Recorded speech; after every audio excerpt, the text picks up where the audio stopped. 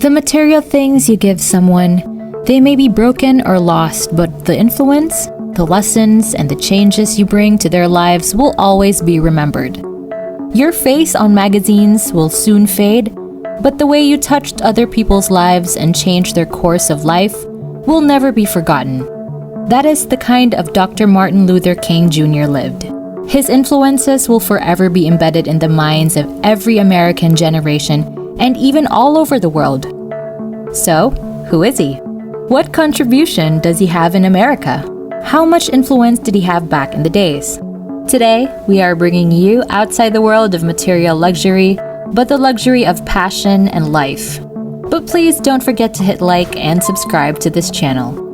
Born in the 15th of January in Georgia, Martin Luther King Jr. grew up in the neighborhood of Sweet Auburn, where many African Americans lived. King, a talented student who attended segregated public schools, was accepted to Morehouse College, the school of his father and maternal grandfather, when he was 15 years old. There, he studied medicine and law. Although he had not intended to follow his father's footsteps by entering the ministry, he changed his mind while being mentored by Dr. Benjamin Mays, the president of Morehouse College and a well-known theologian and racial equality activist. Following his graduation in 1948, King enrolled at Pennsylvania's Crozer Theological Seminary, where he received a Bachelor of Divinity, was awarded a coveted fellowship, and was chosen as class president of his largely white senior class. His drive and passion in promoting equality between people in America, regardless of their races, started when he was a child. He developed a friendship with his neighbor, yet the child's parents did not like the idea of his white son to mingle and play with a black child. Martin felt sad and outraged with how terrible the segregation is. Segregation is a law that prohibits black people from merging with white people. Buses had segregation and even restaurants too. What's worse is that black kids had different schools and playgrounds with white kids. The schools of white kids had new books and the playgrounds had better slides, swings, and other playground facilities. Meanwhile, black kids had old classrooms and playgrounds that didn't look as good as those white kids' playground. Seeing such disturbing injustices, Dr. Martin Luther King Jr. started aiming for change not only for himself, but for the rest of people like him who are victims of injustices and laws that promote discrimination against other races. King used nonviolent protest to demand equality and human rights for African Americans, the underprivileged, and all other victims of injustice. He led a total of 8 peaceful protests. First, the Montgomery bus boycott that lasted for a year from 1955 to 1956. In Montgomery, Alabama, there was a protest movement against racial segregation on the public transportation system, after Rosa Parks, an African American, was arrested on December 1st, 1955, for refusing to give up her seat on a bus to a white passenger. The protest got underway. At a church gathering the following day, Dr. King suggested a citywide boycott of public transit. The boycott was successful in making the transit system experience a significant deficit. Members of White Citizens Council, a group that opposed racial integration, firebombed King's home as a result of the stressful circumstances. A federal court ruled in June 1956 that the rules requiring segregated buses in Alabama and Montgomery were unconstitutional. However, until December 20, 1956, when the U.S. Supreme Court upheld the district's court decision, segregation remained in place due to an appeal. King became a key player in the civil rights movement after the boycott's official termination, which marked one of the campaign's first successes. Second, the Albany movement in 1961.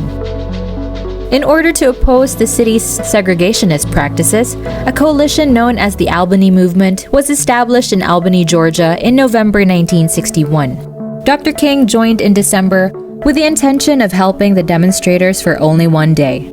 Instead, he was imprisoned during a widespread arrest of nonviolent protesters, and he opted not to post bail until the city amended its segregation laws. King left jail before moving to Albany after the city made a number of concessions. But when he came back the following year, not much had truly changed. Upon his return, he was found guilty of directing the demonstration from the previous year and given a 45-day jail term or $178 fine when he chose imprisonment. A police chief in Albany set up King's release 3 days after he began serving his sentence. Third, the Birmingham Campaign in 1963.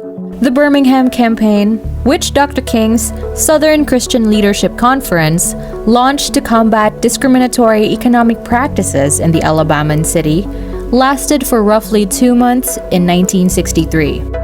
Boycotting certain companies that exclusively hired white people or had segregated facilities was one of the demonstrations. Protesters organized sit-ins and marches with the intention of being arrested when businesses failed to alter their policies. King advocated their nonviolent strategies in an effort to fill the city's cells to capacity. Police managed protesters, some of whom were young children, by using dogs and high-pressure water cannons. By the end of the campaign, numerous segregation signs had been taken down from Birmingham businesses, and public spaces were more welcoming to people of all races. Fourth, the March on Washington for Jobs and Freedom in 1963. On August 28, 1963, Dr. King participated in the March on Washington for Jobs and Freedom, which is perhaps his most well-known act as a civil rights activist. Between 200,000 and 300,000 police and attendees attended the largest political gathering the U.S. had ever seen when King gave his renowned I Have a Dream address on the steps of the Lincoln Memorial. The speech promoted racial harmony and economic rights for African Americans, among other things. Nearly 80% of the marchers, according to observers, were black. Other protests include the Bloody Sunday in 1965, Chicago in 1966, the Vietnam War opposition in 1967, and the Poor People's Campaign in 1968. Apart from the peaceful protests he led, he also brought the issue to light through writing articles, letters, and books, proof that not all difficulties must be taken by the harshness of hands. King received the Nobel Peace Prize in 1964, and every year on January on his birthday, he is honored, a federal holiday in the U.S. since 1986. To everyone's sorrow, he was assassinated back in April 14, 1968. So long to the hero who have brought light to the darkness of the world. In commemoration of his birth, let us hear some of his lines that remain stuck in our heads. The time is always right to do what is right. Darkness cannot drive out darkness. Only light can do that. Hate cannot drive out hate. Only love can do that. Injustice anywhere is a threat to justice everywhere. Our lives begin to end the day we become silent about the things that matter. I have decided to stick with love. Hate is too great a burden to bear. Faith is taking the first step even when you don't see the whole staircase. Forgiveness is not an occasional act. It is a constant attitude. Life's most persistent and urgent question is, what are you doing for others? Nothing in the world is more dangerous than sincere ignorance and conscientious stupidity. We must accept finite disappointment, but never lose infinite hope. Today, as we commemorate the birth of Dr. Martin Luther King Jr., we remember the man who had proven that there is no color that is better than others, and there is no injustice that must remain standing when those who are silenced start to speak and those who are belittled start to stand tall. Let it be known that no forest is dark enough for a whole village that walk together, hand in hand. Which among the lines of Dr. Martin Luther King Jr. struck you the most? Let us know in the comments, and we'll see you in our next videos.